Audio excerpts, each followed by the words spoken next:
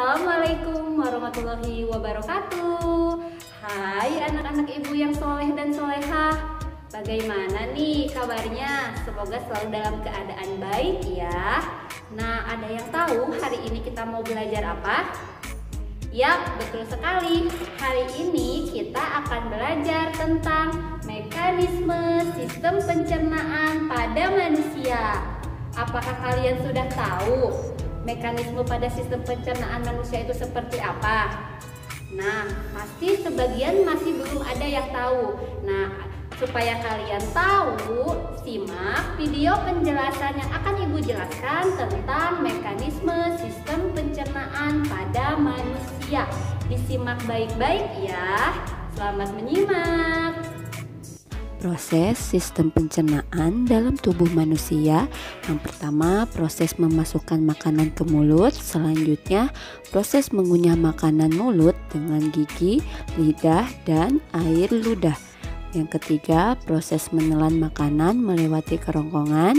Yang keempat, proses pemecahan makanan menjadi molekul yang lebih sederhana di lambung. Yang kelima, proses penyerapan sari-sari makanan di usus halus. Yang keenam, proses pembusukan makanan di usus besar. Dan yang terakhir, proses mengeluarkan sisa-sisa makanan melalui anus. Oke anak-anak, ayo kita simak perjalanan makanan pada tubuh manusia dalam sistem pencernaan. Hey kawan, namaku Gilbert si anggur. Ya, nama itu adalah ide ayahku. Omong-omong, hari ini aku akan melakukan perjalanan seru ke dalam tubuh manusia. Jadi, mau menonton? Perjalanan dimulai ketika manusia menuju ke ruang makan siang kantor, membuka kotak makan siangnya dan menemukanku di sana. Apalagi yang ada di sini? Roti lapis kalkun, yogurt. Dia sudah menggigit roti lapisnya. Oh, sekarang giliranku. Dia memasukkanku ke mulutnya. Ini saatnya pergi. Jujur, cukup basah dan hangat di sini. Mulut adalah pintu gerbang ke sistem pencernaan.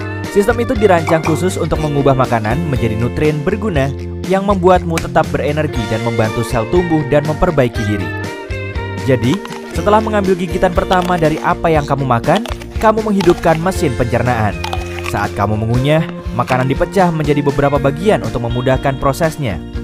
Ludah sangat berguna karena bercampur dengan makanan dan bisa lebih menghancurkannya. Dengan begitu, perutmu tidak perlu mencerna seluruh bongkah makanan. Omong-omong, ini fakta seru. Jumlah air liur yang kamu hasilkan dalam setahun dapat mengisi 2 bak mandi ukuran sedang. Hampir 1 kolam penuh air liur. Benar-benar hujan air liur di sini. Wah, lebih baik aku berhati-hati dengan gigi ini. Aku tidak mau berakhir seperti bocah kalkun di sana itu. Sulit karena orang ini menggunakan lidahnya untuk menggulung makanan di mulutnya dan ke arah giginya. Aku benar-benar tidak ingin menjadi selai hari ini. Jadi, aku akan melewati pengunyahan ini. Ayo turun. Wih. Sekarang kita menuju tenggorokan. Ini juga disebut faring. Oh, jalan bercabang. Aku harus pergi kemana? Cap cip cup kembang kuncup. Sepertinya kita harus ke sini. Tunggu, sepertinya aku salah belok. Kenapa semuanya bergetar? Aduh, manusia malang ini batuk terus menerus. Tolong tepuk punggungnya. Sudah, naik lagi. Maaf kawan. Nyaris saja. Hampir masuk ke paru-parunya. Itu tidak akan baik. Baiklah, aku kembali ke jalan. Jadi, mari kita coba lagi. Aku dengan benar masuk ke tabung penelan yang memiliki nama mewah esofagus. Aku suka menyebutnya saluran makanan, tapi ini jauh lebih sempit daripada yang kubayangkan. Aku akan terjepit di sini. Hah? Bagaimana bisa aku terus turun? Ah, begitu. Otot-otot di dinding esofagus ini meremas di belakangku dan melemas di depanku. Ini adalah proses yang disebut peristaltis, dan itulah yang menggerakkanku melalui sistem pencernaan. Beberapa detik kemudian, dan kita sekarang telah mencapai ujung terowongan. Ada otot yang terbuka di sini untuk membiarkan makanan masuk ke lambung dan mencegahnya keluar kembali ke esofagus. Ini agak mirip dengan petugas keamanan. Aku hanya seorang turis di sini. Pak, tolong izinkan aku masuk. Hore! Aku sudah melewati katup dan masuk ke perut. Itu mengingatkanku pada kantong dan izinkan aku mencoba dinding itu. Wah, itu dinding yang kuat, semuanya otot. Sebenarnya aku tidak terkejut. Perut menampung, mencampur, dan menggiling makanan menjadi bubur. Jadi itu harus cukup kuat. Sejujurnya, ini tak tampak terlalu. Ya ampun, apa itu? Aduh, panas sekali. Au, panas. Aku harus keluar dari asam perut ini. Jika tidak, aku akan menjadi cairan atau pasta seperti roti lapis Turki itu. Tidak apa-apa, aku sudah bersiap. Aku membawa perangkat kecil yang sangat berguna dan akan melindungiku dalam gelembung pelindung. Makanan biasanya tidak memiliki ini, tapi aku punya. Koneksi. Itu rahasia. Aku hanya perlu menekan tombol ini. Sudah, sekarang aku bisa terus berbicara denganmu sepanjang jalan, alih-alih berubah menjadi jeli anggur. Perhentian berikutnya, usus kecil. Organ berliku yang panjang melingkar ini terdiri dari 3 bagian. Saat aku bilang panjang, aku serius. Jika kamu merentangkannya, yang tidak kusarankan karena itu perlu digulung. Dan di dalam tubuhmu, kamu akan mendapatkan tabung yang lebih dari 6 meter panjangnya.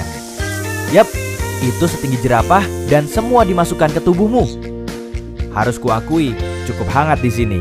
Hampir seperti resort tropis, tapi di lautan, empedu. Oh iya, aku terlindungi dalam gelembung kecil. Jangan khawatir.